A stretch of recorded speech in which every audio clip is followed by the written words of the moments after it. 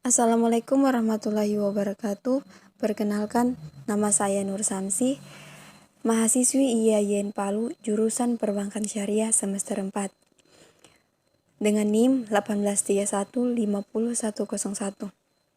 Pada kesempatan kali ini, saya akan menjelaskan dua akad yang terdapat dalam bank syariah. Yang pertama, akad mudharabah muqayyadah, dan yang kedua, akad al-murabahah. Baik, saya akan menjelaskan akad yang pertama, yaitu akad mudharabah muqayyadah. Jadi, mudharabah muqayyadah adalah akad yang dilakukan antara pemilik modal atau bank dengan pengelola atau nasabah, di mana nisbah bagi hasilnya sudah disepakati di awal untuk dibagi bersama. Adapun manfaatnya, mudharabah muqayyadah diterapkan untuk tujuan membiayai pembiayaan tertentu yang mempunyai prospektif dan menghasilkan margin yang tinggi, atau sesuai dengan permintaan pemilik dana. Untuk jenis akad mudharabah muqayyadah ada dua macam.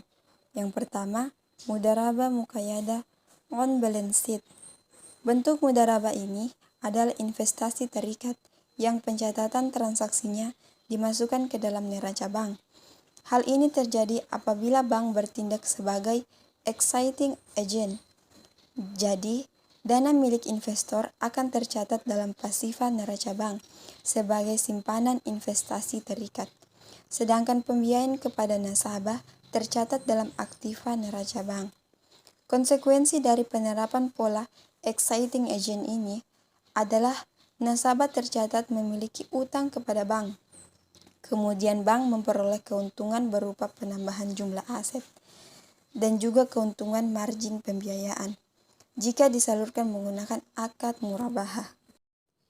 Yang kedua, mudharabah muqayyadah off balance sheet.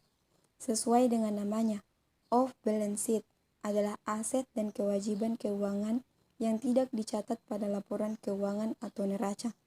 Pada akad mudharabah muqayyadah, bank bertindak sebagai channeling agent. Bank membantu administrasi transaksi antar pemilik dana atau yang disebut sahibul mal dan penerima dana. Untuk konsekuensinya, pola channeling ini, bank memperoleh pendapatan berupa fee atau biaya dan tidak menanggung risiko kredit atas penempatan dan penyaluran dana tersebut, sebab transaksi utang piutang terjadi langsung antara pemilik dana dengan penerima dana. Untuk skema penerapan investasi, skema mudharabah muqayyadah bisa diterapkan pada beberapa struktur permodalan dan juga struktur pembiayaan pada beberapa sektor. Misalnya, untuk pembiayaan proyek infrastruktur pemerintah yang bersifat jangka panjang seperti pembangunan tol, pembangunan pabrik, pembangunan negara atau yang disebut obligasi dan sukuk. Pembiayaan pada holding company dan alternatif obligasi syariah. Baik, kita lanjut pada akad yang kedua, yaitu akad al-murabahah. Akad al-murabahah adalah perjanjian jual beli antar bank dengan nasabah.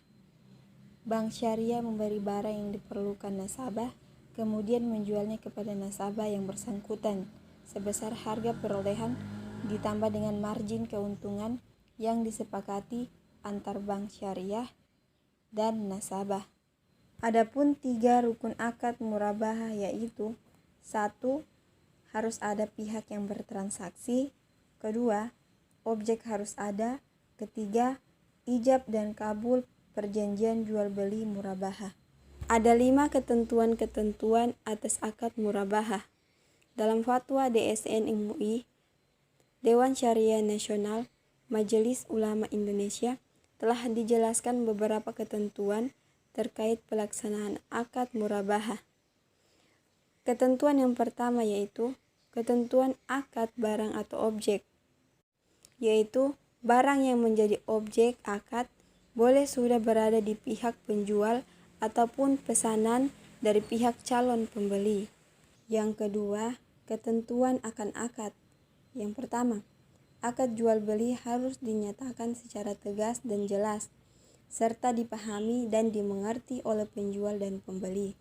Dan yang kedua, akad dapat dilakukan dalam bentuk lisan, tertulis, isyarat, dan perbuatan atau tindakan.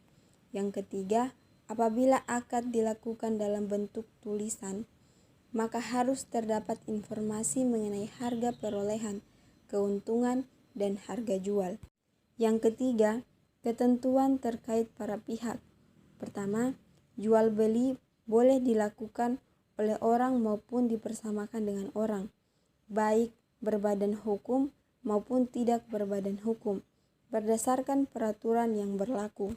Kedua, penjualan dan pembelian harus cakap hukum sesuai dengan syariah dan peraturan perundang-undangan yang berlaku.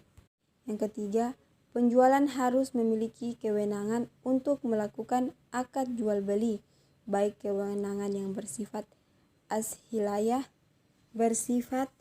asliyah atau berkedudukan sebagai pemilik, maupun niyabiyah atau berkedudukan sebagai wakil dari pemilik atau wali dari pemilik.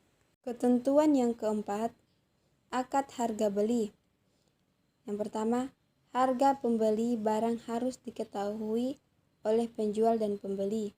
Kedua, penjual dalam akad jual beli murabahah tidak boleh melakukan kebohongan kepada pembeli terkait penyampaian harga pembelian barang.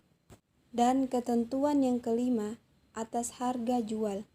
Yang pertama, harga dalam akad jual beli murabahah harus dinyatakan secara pasti pada saat akad, baik ditentukan melalui tawar-menawar, lelang maupun tender. Yang kedua, pembayaran harga dalam jual beli murabahah boleh dilakukan secara tunai, tangguh, bertahap atau cicil, dan dalam kondisi tertentu sesuai dengan kesepakatan.